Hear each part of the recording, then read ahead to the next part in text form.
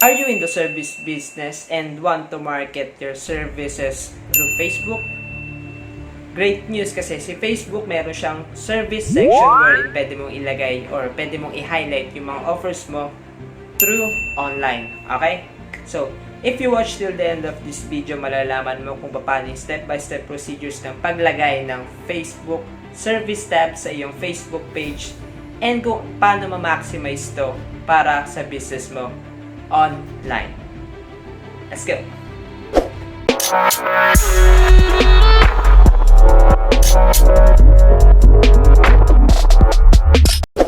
Hi guys, this is Archie, Noche, and kung bago ka pa lang dito sa channel ko, please do hit the subscribe button and the notification bell para ma-notify kayo sa mga susunod na video na gagawin ko all about social media marketing tips, tricks, and strategies para sa business mo online. Okay? So, yung Facebook Services tabs is malaking tulong para sa mga services na business na gustong maglagay ng products nila online.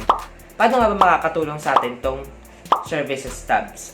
Sa Services tabs, pwede mong ilagay dito kung ano yung mga offer mo para mas madali para sa mga audience mo, sa mga customers mo na makita kung ano nga ba talaga yung kahalagahan ng binibigay mo or yung kahalagahan ng offer mo. Okay?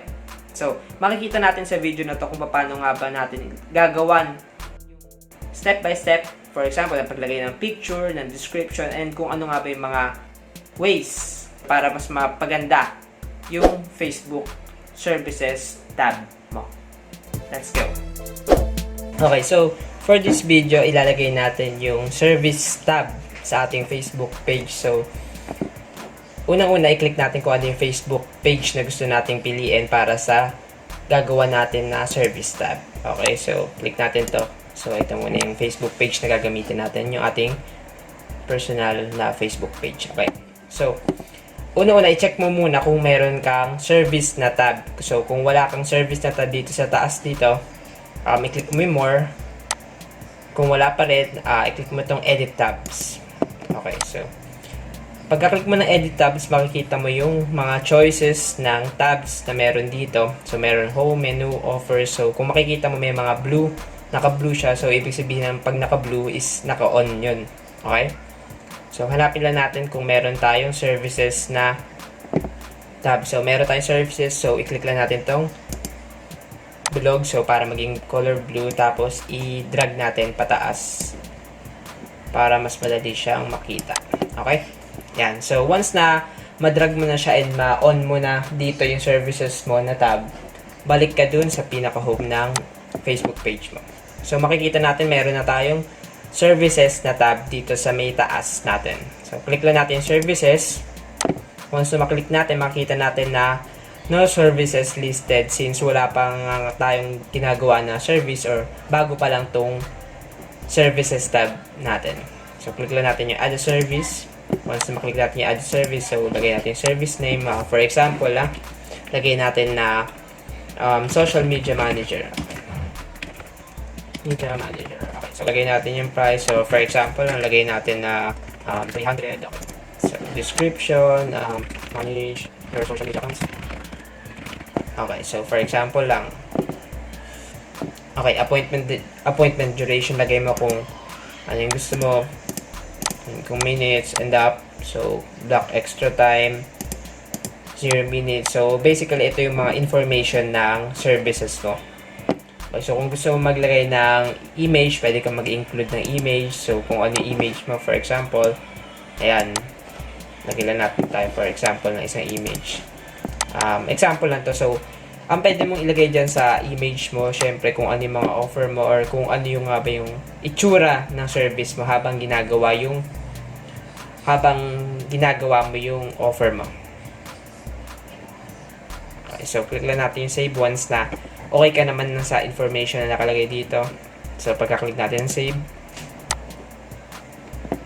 ayan, so makikita natin na meron ng social media manager na services dito. So, yung 30 minutes since nilagay natin kanina sa oras na sa may time, pwede naman siya i-edit kung gusto mo. So, ayun, 300 yung nilagay natin. Tapos, yung description ng ating service. So, kung gusto naman natin i-edit service, pwede natin i-click yung tatlong dot dito para maklik yung edit service.